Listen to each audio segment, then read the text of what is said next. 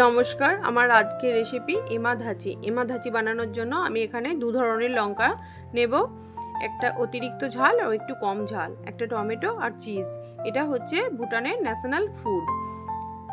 এটা একটু ঝালই হয়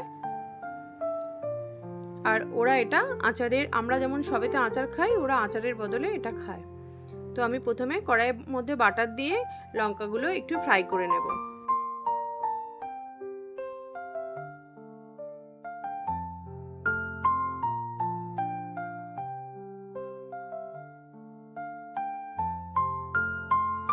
লঙ্কাগুলো আমি হালকা করে ফ্রাই করে নেব। লঙ্কাগুলো ফ্রাই হয়ে গেলে আমি এর মধ্যে টমেটোটা দিয়েও একটু ফ্রাই করে নেব। দিয়ে নুন দিয়ে দেব।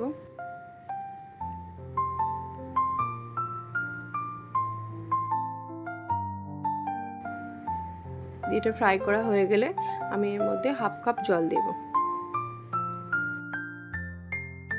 দিয়ে এর মধ্যে চিজটা দিয়ে আমি চিজটা একটুখানি ভেঙে দিয়ে এটা ঢাকা দিয়ে 2 মিনিট মতো হাই ফ্লেমে ফুটতে দেবো। আমার 2 মিনিট হয়ে গেছে, চিজটা মেল্ট হয়ে গেছে, কিন্তু জলটা একটু বেশি আছে। আমি এই জলটা আর একটু শুকিয়ে নেব।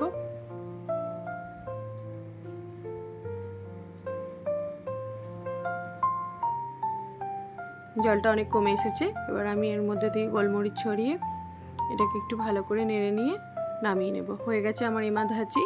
এটা ভীষণ টেস্টি হয় খেতে, কিন্তু একটু ঝাল হয়। তো মুখের টেস্ট বদলের জন্য দারুণ জিনিস এবং খাওয়া ভীষণ উপকারী। আজকে এই পর্যন্তই, দেখা হবে আবার নেক্সট ভিডিওয়ে।